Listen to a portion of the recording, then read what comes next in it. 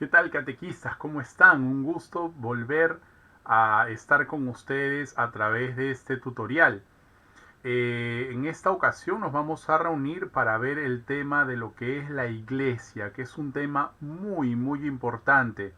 No lo vamos a abordar en profundidad porque nos tomarían como 2 horas, 3 horas explicar un tema, porque hay de todas maneras en las cartas de San Pablo, como por ejemplo la carta a los Efesios, datos importantísimos, como por ejemplo que la iglesia, por la iglesia se manifiesta la sabiduría de Dios, por la iglesia se le da gloria a Dios, por la iglesia Dios se manifiesta. Entonces, la carta a los Efesios, por ejemplo, para referirnos a la iglesia es muy importante. O, por ejemplo, la primera de Timoteo 3:15, la iglesia es el pilar y el fundamento de la verdad.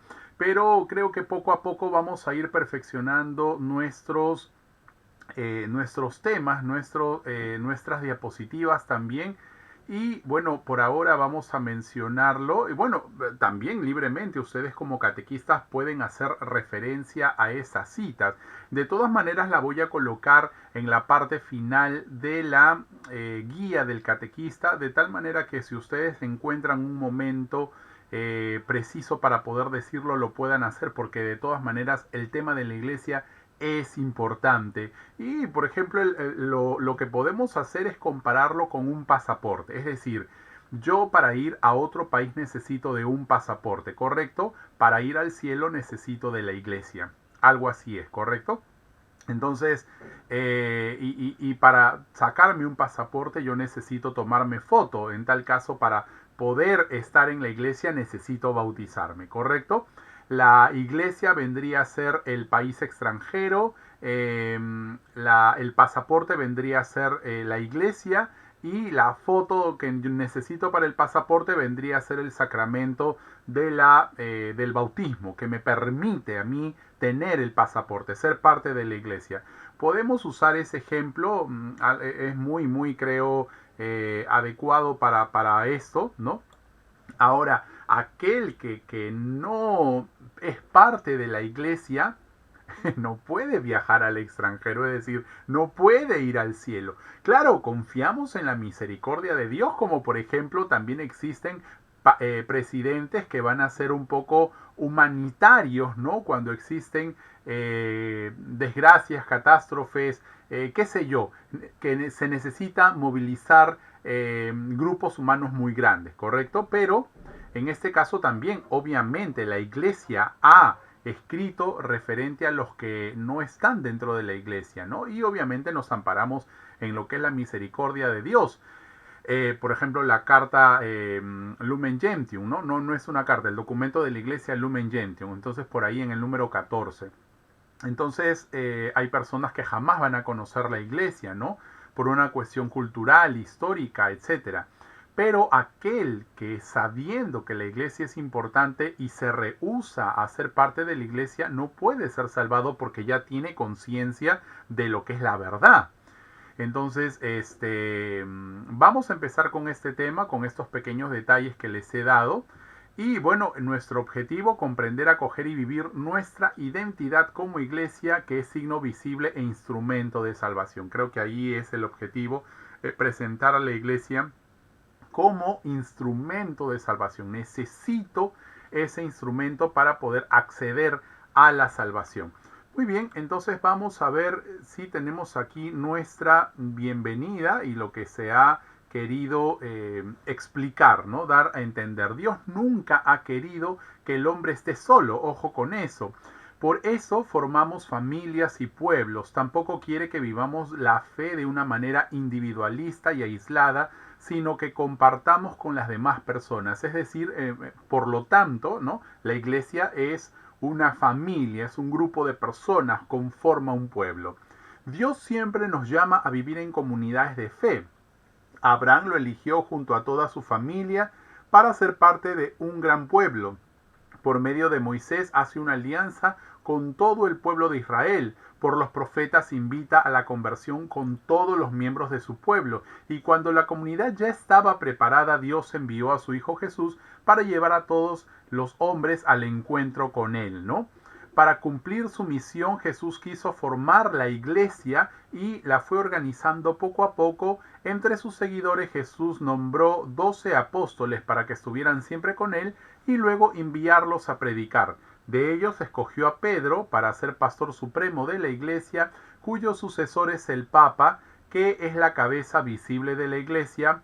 Luego los envió a otros a esta misión. En este encuentro comprenderemos, acogeremos, viviremos nuestra identidad como iglesia y aprenderemos que es un signo visible que el Señor me ha brindado como instrumento de salvación. Entonces, bueno, está clarísimo, ¿no? Dios no quiere que el hombre esté solo, por eso inclusive por el tema de la salvación nos invita a estar como comunidad, como pueblo, para poder acceder a esta salvación. Y lo ha demostrado a través de la historia. Nos mencionan a Abraham, a Moisés, ¿no? Y cada vez que se proponía este tema de salvación, siempre no era una sola persona, sino era todo el pueblo en general. Y bueno, vayámonos al Evangelio, ¿no? Yo llamaré a otras ovejas que no son de este rebaño, de tal manera que seamos un solo rebaño, dijo Jesús en Juan 10:16, no nos olvidemos de esa cita, ¿no? De tal manera que habrá un solo pastor con un solo redil o un solo rebaño y estos escucharán o atenderán mi llamado, ¿no? Eso es lo que Jesús nos quiere decir. Creo que esta bienvenida da a entender que al final la iglesia es una sola familia, ¿no? Entonces veámoslos también por ahí, por el tema de lo que es la familia también, qué es lo que es la iglesia, ¿no? En nuestro encuentro anterior, bueno, habíamos visto cómo usar la Biblia. Ojo que un tema en este año en el programa se había separado el tema de la historia de la formación de la Biblia y después cómo usarla. En realidad, cómo usarla debería ser un taller, una especie de taller, cómo usar la Biblia, cómo citarla, ¿no? Porque hay personas que no saben en realidad y personas que supuestamente llevan bastantes años sirviendo dentro de la iglesia, ¿no? Pero bueno, no sé por qué no hay esta costumbre de saber manejar la Biblia y saber citarla, ¿no? Sobre todo, por ejemplo, cuando yo les mencioné que los protestantes colocan después del capítulo 2 puntos, no. En realidad nosotros colocamos una coma, ¿no? Capítulo 2, coma, versículo 16 al 18, por ejemplo, ¿no? Entonces los protestantes utilizan 2 puntos. ¿Por qué utilizan 2 puntos? Bueno, todo lo quieren hacer diferente a lo que hace la iglesia para poder ellos tener una identificación, entre comillas, identificación, porque a las finales no, como son tantas, no hay ninguna identificación, salvo la de protestantes, porque es a partir de 1517 que todas estas van a nacer, ¿no? Y se sabe pues que todas derivan de ahí, de lo que ha hecho Martín Lutero. Muy bien. Entonces habíamos aprendido que estaba dividido en 2 bloques, el Antiguo Testamento o Pacto y el Nuevo Pacto o Nuevo Testamento, que el Antiguo Pacto eran todos los libros que contenía la Septuaginta, que eran unos 46 libros, ¿no? 46 menos 7 son los 39 libros que usan o que decidieron utilizar en Yamnia. Y el Nuevo Testamento, que son los 27 libros, o bueno, son los 4 evangelios, el libro histórico que es Hechos de los Apóstoles, las cartas paulinas, las cartas católicas o generales, y el último libro que es el profético, que vendría a ser el libro de revelaciones. No se olviden, en español deberíamos decirle el libro de revelaciones, y la españolización del griego es Apocalipsis, ¿correcto? Muy bien, entonces ya sabemos cómo se usa la cita, se identifica el libro, se pone la abreviatura, el capítulo, coma, y de ahí los versículos separados con un guión, si es que son, por ejemplo, 4 versículos del 1 al 4, 1-4. Si solamente es el versículo 1 y 3, 1.3, ¿no? O 1 y 3. El punto en este caso señala I. Es decir, solamente el versículo 1 y el versículo 3. El versículo 2 ya no.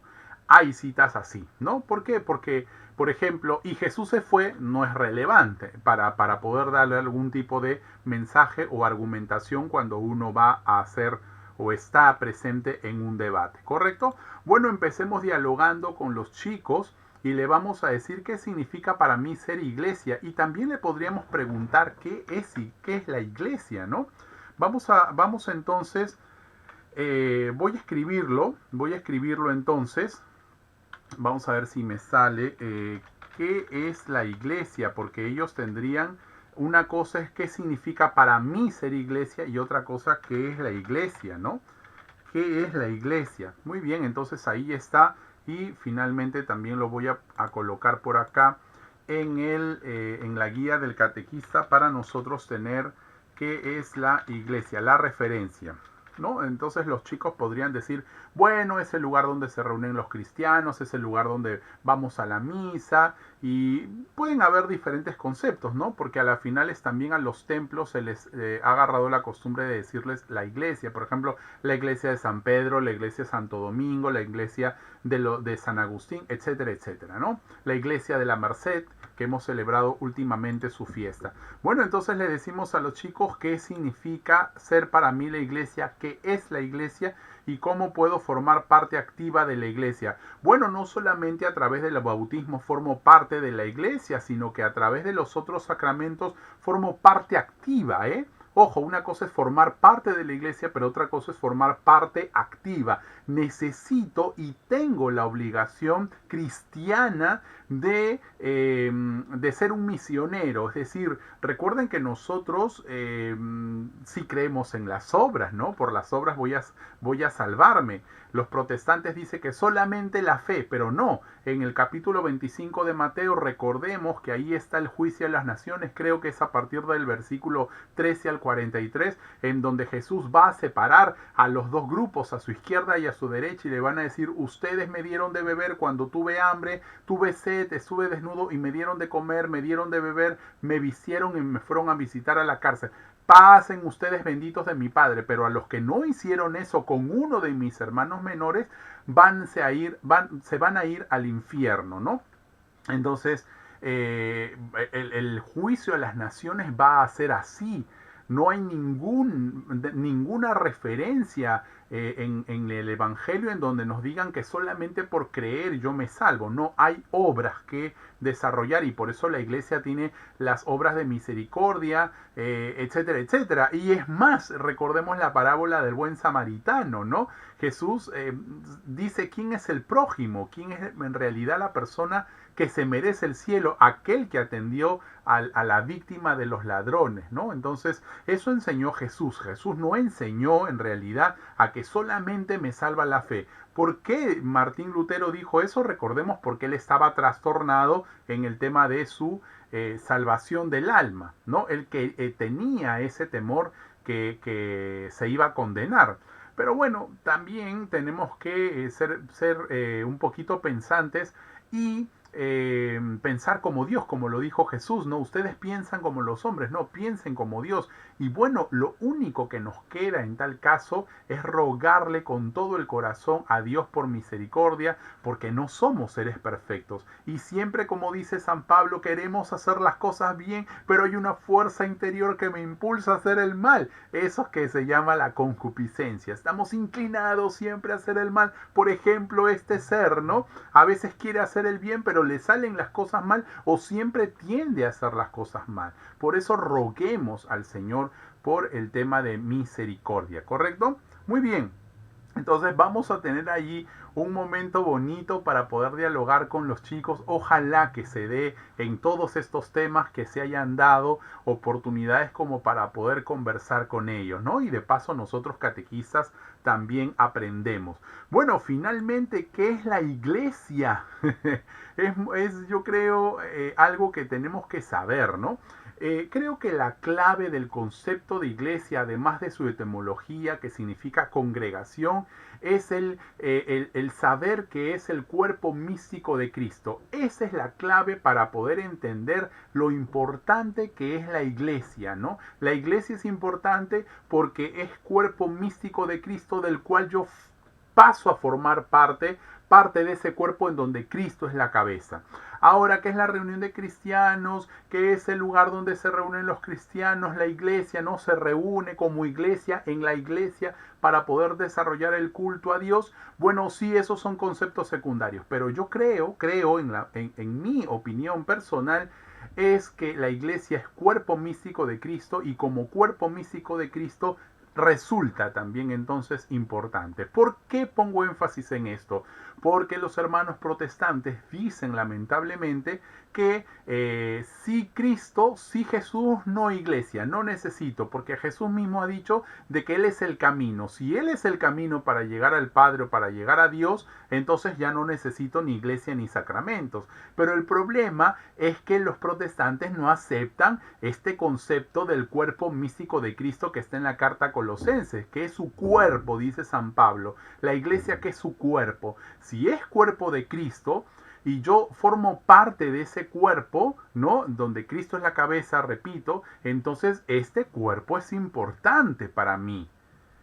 Y como les he mencionado los versículos anteriores, esta de la iglesia, por ahí por la iglesia Dios se manifiesta, la sabiduría de Dios se manifiesta, se le da honra en y por la iglesia a Dios. Todo eso que dice la carta a los Efesios y la primera carta de Timoteo capítulo 3 es importante. Es decir, me convence, me tiene que convencer que la iglesia es muy importante. Ahora, bueno, como dato adicional, por ejemplo, que yo le escuché a ese señor de Negri, Marco Aurelio de Negri, que en paz descanse y Dios tenga misericordia de él, porque era una persona atea, él decía que el Evangelio de Mateo se ha extrapolado, es decir, se ha añadido a lo que realmente, a la intención de Jesús de lo que sea su iglesia.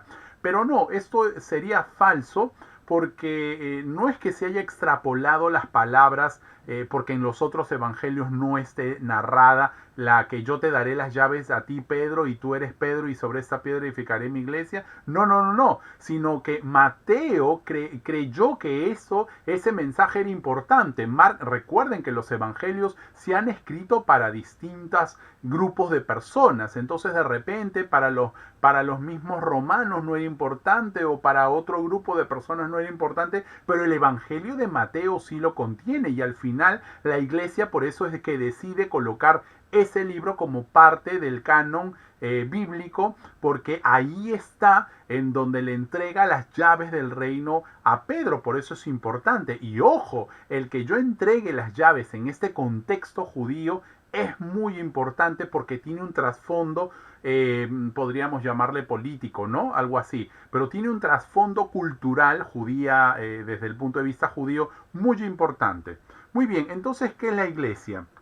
Viene de la palabra griega eclesia, ¿no? O eclesía. ¿Qué significa comunidad convocada por Dios? Bueno, comunidad, ¿no? Porque los griegos ya utilizaban la palabra iglesia para referirse a las congregaciones, ¿no? Entonces, no es una palabra exclusiva de la iglesia católica o de los cristianos, no, sino que es una palabra tomada del griego para referirnos a este pueblo nuevo que Jesucristo instituye. Ahora, dice algo acá muy importante, ¿no? Por eso lo más importante en la iglesia es precisamente la comunión con Dios y entre nosotros. Claro, si yo formo parte de esta iglesia, estoy como en el club, ¿no? Entonces yo puedo llegar a los socios, y uno de los socios es Dios. Por eso dice, es importante precisamente por la comunión con Dios. ¿Y qué cosa es comunión? Significa tener una vida común, es decir, compartir la vida de diferentes maneras, de modo que la comunión con Dios significa que compartimos la vida de Dios, participamos de su divinidad, claro, porque somos parte de este cuerpo divino, de este cuerpo resucitado que es de Cristo, ¿no? A través de los sacramentos y la palabra de Dios. Y la comunión entre nosotros significa que compartimos bienes espirituales, como por ejemplo la fe, y también nuestras inquietudes y anhelos. Todos formamos parte de la iglesia y estamos llamados a vivir en comunión y fraternidad en la iglesia. La iglesia es el pueblo de Dios porque ha nacido del amor del Padre y es el signo de instrumento de la unión con Dios, con el hombre y los hombres entre sí. Es también cuerpo de Cristo, ya que es la cabeza que conduce toda la vida de la iglesia. También se llama esposa de Cristo porque la ama y se ha entregado por ella. Bueno, eso son figuras literarias, ¿no? San Pablo dice, maridos amen a sus esposas como Cristo amó a su iglesia. Por eso es la figura de la esposa que es la iglesia. Nosotros que somos la iglesia somos la esposa de Cristo como iglesia, ¿no? Entonces, miren acá, entonces, ¿y por qué dice que ha nacido del amor del Padre? Porque el Padre ya lo había pensado desde toda la eternidad. En algún momento voy a mandar a mi hijo, como decía creo Jeremías 33, y voy a establecer un nuevo pacto y ya nadie tendrá que enseñar a nadie porque todo el mundo sabrá la verdad, porque este Espíritu Santo va a ser el que nos guía en la verdad, ¿no? Muy bien, entonces eso es la iglesia. Ya acá he puesto imágenes para más o menos nosotros poder conversar con los chicos, ¿no? Bueno, acá por ejemplo nos dice la iglesia no cierra, lo que cierra es el lugar de culto. Nosotros somos la iglesia, el cuerpo vivo de Dios, de nuestro Señor Jesucristo, y estamos en todas partes. Bueno, ahí ha puesto en todas las partes, ¿no? Falta le han hecho mala imagen, es el en plural. Bueno, acá también señala que están los líderes de la iglesia, la cabeza de la iglesia que es Cristo, el cuerpo, los perdidos, dice ahí también, ¿no? Los que fueron bautizados pero que no quieren saber al final ya nada con la iglesia. Y bueno, acá está lo del cuerpo místico de Cristo. Creo que esta imagen donde está Cristo, ¿no? Es muy didáctica para poder entender qué cosa es el cuerpo de Cristo, ¿no? Ahí está el cuerpo. Y nosotros somos parte de ese cuerpo. Muy bien, entonces esas es las imágenes y al final esta que me gusta mucho en donde están todos en el Vaticano, no se puede ver bien porque por el tema de que las otras imágenes están por encima, pero bueno, ahí la podemos ver, es el colegio cardenalicio, todos los cardenales en torno a la figura del Papa que es el pastor. Muy bien, entonces vamos a seguir, ya sabemos qué es el tema de la iglesia, qué es la iglesia, ya sabemos entonces que es cuerpo místico de Cristo y que su etimología viene de congregación del griego eclesía o eclesia, ¿no? ¿Cuándo nace la iglesia o el nacimiento de la iglesia? Yo aquí quiero poner énfasis en algo. Cuando tú instituyes algo, ese es el nacimiento. Cuando tú naces, ¿no? Te inscriben en una partida y ahí ponen la fecha de tu nacimiento, ¿no? Por ejemplo, en mi caso, yo nací el 25 de enero de 1977, pero mis actividades comenzaron cuando yo ya tenía a partir de 2 años, 3 años, y la parte intelectual cuando yo ya tenía 7, o razón del uso de la razón, perdón, cuando yo ya tenía 10 años, 11 años, ¿no? Porque hay una etapa de infante, hay una etapa de niñez, luego del adolescente y luego ya del joven. De la misma manera, la iglesia la instituye Cristo, no sabemos la fecha, pero simplemente sabemos que fue en Cafarnaúm, cuando Jesús le dice a Pedro, sobre ti edificaré mi iglesia. Y las actividades de la iglesia se producen en Pentecostés, cuando la iglesia sale al mundo a su misión evangelizadora. Pero la iglesia, para mí, no nace en Pentecostés. La iglesia inicia sus actividades en Pentecostés, pero nace cuando Cristo instituye sobre Pedro, la instituye o edifica su iglesia sobre piedra. Esa es en realidad la parte, podríamos decir, en el lenguaje técnico es así, el nacimiento de una institución es cuando se instituye, no cuando inicia actividades, ¿no?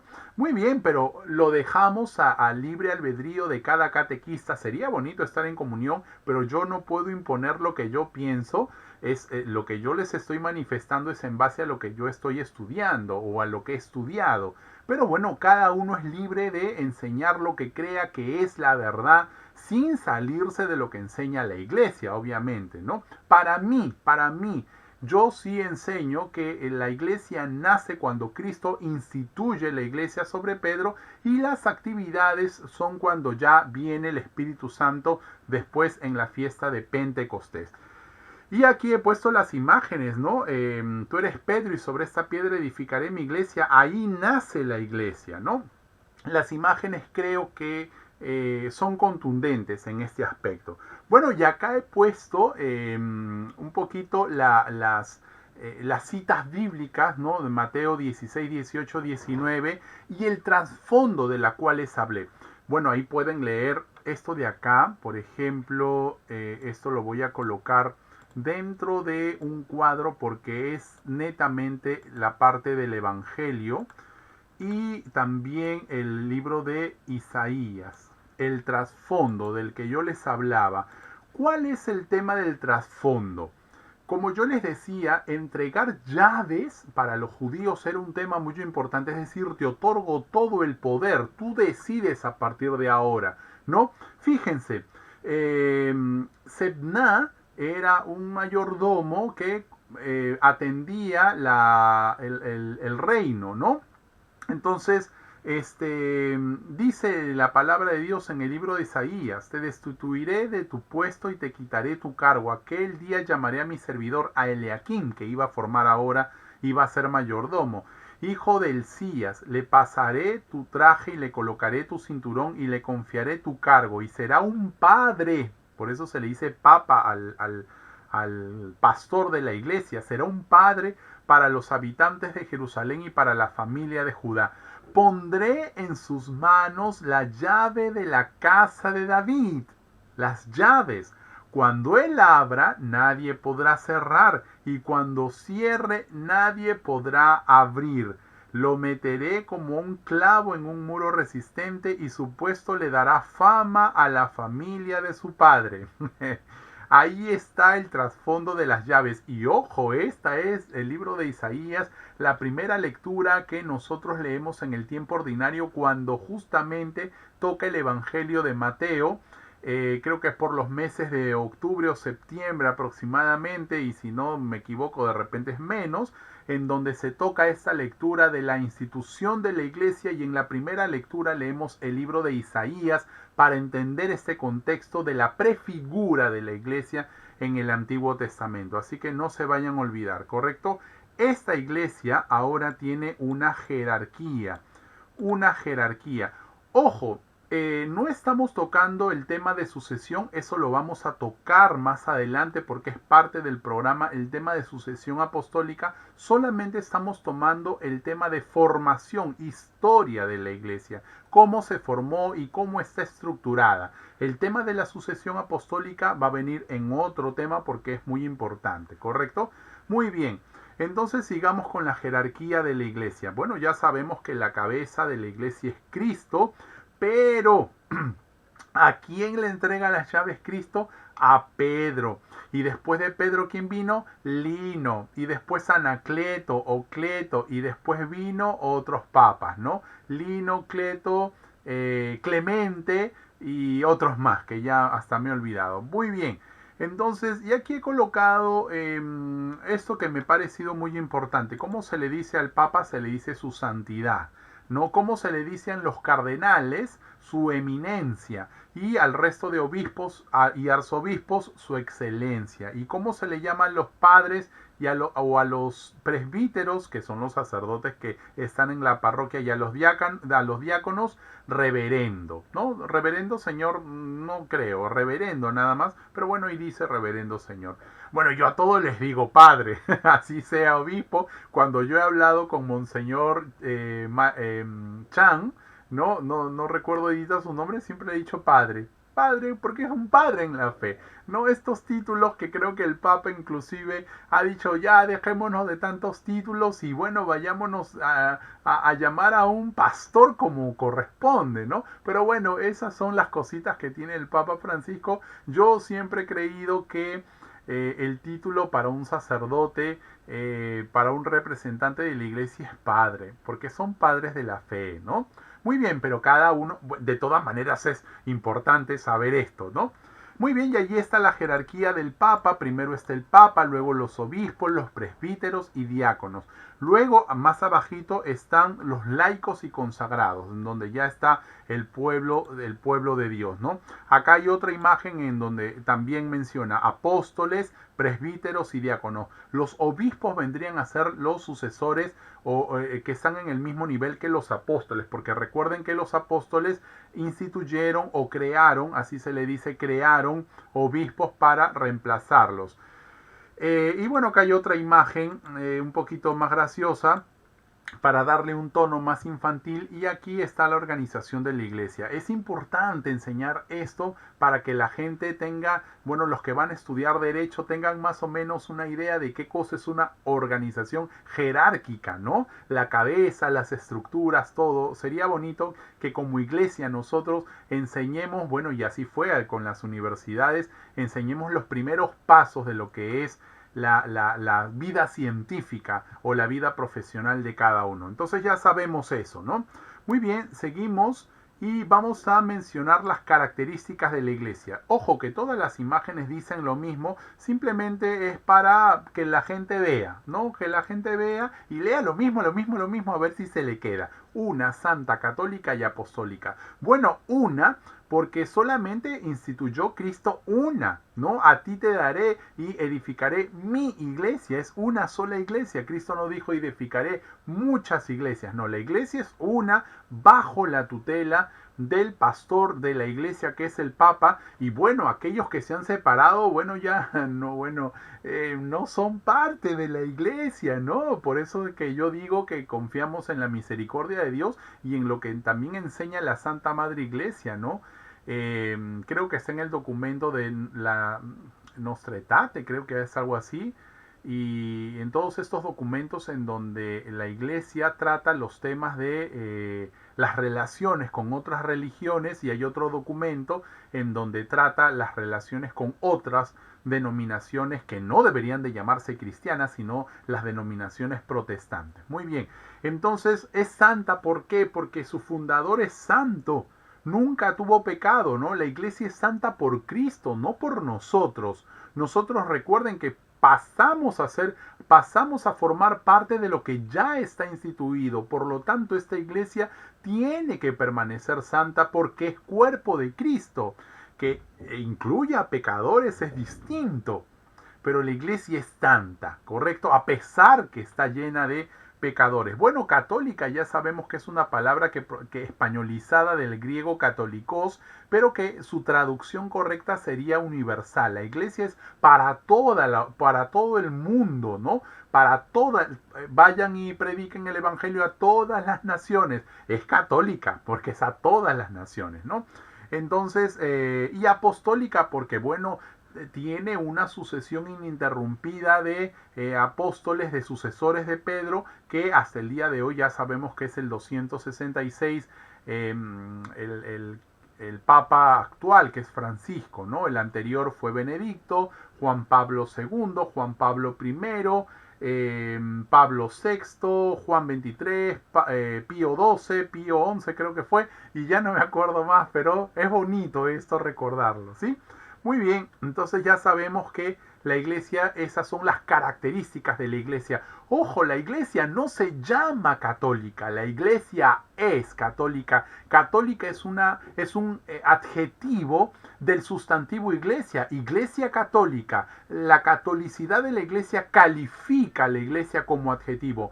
Católica no es el nombre, católica no es un sustantivo. La iglesia no se llama iglesia católica, la iglesia es católica, es decir, es universal. Como por ejemplo decir carro azul, azul es un calificativo del carro, es azul, pero el carro no se llama azul, ¿correcto? A eso es muy importante también saberlo. Muy bien, el bautismo y la Eucaristía y su relación con la iglesia. Bueno, por el bautismo porque es importante para el tema de la iglesia o en su relación con la iglesia, porque el bautismo es la puerta de acceso para ser parte de la iglesia. Por eso es muy importante el bautismo, el primer sacramento que yo le tengo que dar a mis hijos apenas nazcan para que formen parte de la iglesia, que es del cuerpo místico de Cristo. Si yo me muero, ya mi hijo pasó a formar parte del pueblo de la salvación, ¿no? Ya lo subí al arca. Muy pronto vamos a ver esa diapositiva también. Bueno, el tema de la Eucaristía también es muy importante. ¿Por qué? Porque la iglesia se reúne para darle culto de adoración a Dios, a ese sacrificio incruento que nosotros desarrollamos o celebramos en la Santa Misa. Por eso es muy importante este sacramento también, porque la iglesia se reúne como tal para poder adorar a Dios.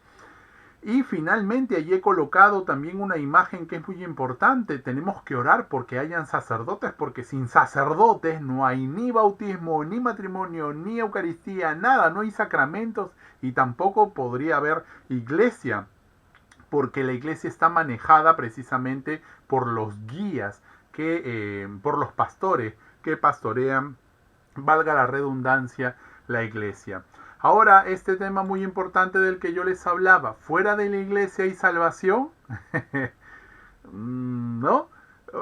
Podríamos tomar la imagen, y acá la he colocado 3 veces para que se nos quede en la chochoca, ¿no?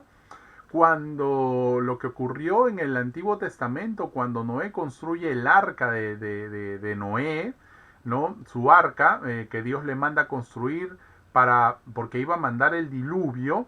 La gente lo llamaba loco, que no creía, ¿no? Este está loco, ¿cómo va a construir un arca si no, ni siquiera llueve? Y bueno, cuando Noé les invita a salvarlos, esta gente pues rechazó esta invitación, y finalmente vino el diluvio y todo el mundo quiso entrar, ¿no? Se escuchaba en algunas películas los gritos desesperados de las personas pidiendo ayuda, pero ya era muy tarde porque la puerta del arca ya se había cerrado. Por eso dice ahí, ¿pudo salvarse alguien fuera del arca de Noé? Lo mismo pasará con los que están fuera de la Santa Iglesia Católica. El Señor Jesús dijo, porque como en los días de Noé, así será la venida del Hijo del Hombre. Agárrense mientras puedan, ¿correcto? Ahora, ¿esto es maldad? No es maldad, simplemente son las indicaciones que Dios ha dado. Quien escuche bien, si no, también. Al final, como les vuelvo a repetir, todos estamos esperando la misericordia de Dios. Y bueno, acá para poder responder esto, yo he colocado, bueno, aquí está el texto que nos habían dicho, pero he colocado acá los documentos de la iglesia, como por ejemplo el catecismo de San Pío X, que habla, ¿quién puede salvarse fuera de la iglesia apostólica romana? No, nadie puede salvarse fuera de la iglesia católica romana, porque como nadie pudo salvarse del diluvio fuera del arca de Noé, que era figura de esta iglesia.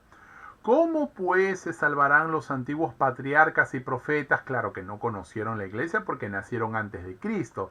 Y los otros justos del Antiguo Testamento, todos los justos del Antiguo Testamento se salvarán en virtud de la fe que tenían en Cristo futuro. Es decir, ya sabían que iba a venir un Mesías, ¿no? Entonces, en confianza en ese Mesías es que se pueden acceder a la salvación. Además, bueno, nosotros no estamos en la mente de Dios para decidir por él. Simplemente concluimos en lo que la información que nos ha dado. Pero Dios al final decide a quién le da la gana de salvar, como en el caso del que estaba al costado, el ladrón bueno, ¿no? Que le dice, Señor, acuérdate de mí cuando empieces a reinar. Y a pesar que era un ladrón, Jesús, ¿qué le dice? Hoy mismo estarás conmigo en el paraíso, mientras que el otro ladrón sonso perdió la oportunidad de salvarse y le decía, sálvate a ti. Él creía que era algo físico nada más que estaban ahí, él nunca pensó en el cielo. Pero bueno, así puedes. Fíjense también a la adúltera, ¿no? Mujer, el amor que Cristo tiene, y ojalá que sea realmente así. Confío en el Señor, en su amor infinito, ¿no? Por encima de lo que yo pueda hacer. Porque bueno, a veces las confesiones también las hacemos mal y se nos olvida, ¿no? Lo que aspiramos es el purgatorio, pero confiemos en la misericordia infinita de Dios, lo que le dijo a la mujer adúltera, ¿no? Él mismo se quitó el título de juez para decirle, mujer, ¿quién te ha condenado? Y la mujer le responde, nadie, Señor, nadie me ha condenado. Como nadie te ha condenado, yo tampoco. Es decir, Jesús se deshizo de los jueces, y él, que también era el juez, ya no Él mismo se descalificó en ese momento, ¿no? Gloria a Dios por esto, porque ojalá que nos toque esta hermosa escena en donde Jesucristo le devuelve la dignidad a esta adúltera, ¿no? Ojalá y roguemos a Dios que sea así en este mes que inicia del Señor de los Milagros, que tenga misericordia de este pueblo peruano que tanto lo ama. Muy bien, entonces, ¿qué cosa dice también el documento Lumen Gentium? Lo he separado en negrita como para que ustedes lean todo el contexto, pero en negrilla está lo más importante. Dice, esta iglesia peregrinante es necesaria para la salvación. Idea importante número 1. Por lo cual no podrán salvarse aquellos hombres que, conociendo que la Iglesia Católica fue instituida por Dios a través de Jesucristo como necesaria, sin embargo se negasen a entrar o a perseverar en ella. Si yo ya conozco toda esta verdad que me ha sido revelada y me rehúso a ser parte de la Iglesia o a renegar de ella, no puedo accederme. Es como, por ejemplo, señor, ya tiene su pasaporte. Ok, lo rompo. Ya no quiero saber nada de Estados Unidos, por ejemplo, ¿no? O del extranjero. No quiero viajar a ningún país. Pregunta, ¿puedes viajar a algún país sin el pasaporte si ya lo rompiste? No, no puedes. De la misma manera, aquel que rechaza la iglesia no puede salvarse. Qué pena, ¿no? Muy bien. Y aquí también está la relación con el pueblo judío, ¿no? Porque cualquiera podría preguntarnos, como ya he sabido escuchar, Franco, ¿y qué pasa con los judíos? Ellos no son cristianos. Bueno, repito, la misericordia de Dios, pero vamos a ver qué cosa dice el texto. Ahí dice, la iglesia, pueblo de Dios, reconoce la vinculación con el pueblo judío a quien Dios habló primero. A diferencia de otras creencias no cristianas, la fe judía es una respuesta a Dios, pertenece al pueblo judío, la gloria, las alianzas, el culto y los patriarcas, de todo lo cual procede Cristo. Bueno, dentro de los judíos nació Cristo como un judío más. Los profetas anunciaron que los judíos rechazaron la piedra angular y bueno, no iba a quedar piedra sobre piedra, ¿no? Recordemos la profecía de Jesús, nada de lo que está aquí quedará en pie. Y en el año 70 las tropas de Tito y Vespasiano destruyeron Jerusalén, el templo de Jerusalén, y hasta el día de hoy solamente tienen el muro de los lamentos. Pero la iglesia en su maternalidad reconoce que este pueblo judío que fue niña a los ojos de Dios, la niña preferida, entonces reconoce que tiene la posibilidad de salvarse como primer pueblo en donde Dios se manifestó. Recuerden que la iglesia tiene poder de atar y desatar. Si la iglesia decide que los judíos pueden salvarse, pues se van a salvar porque la iglesia tiene las llaves del reino de Dios.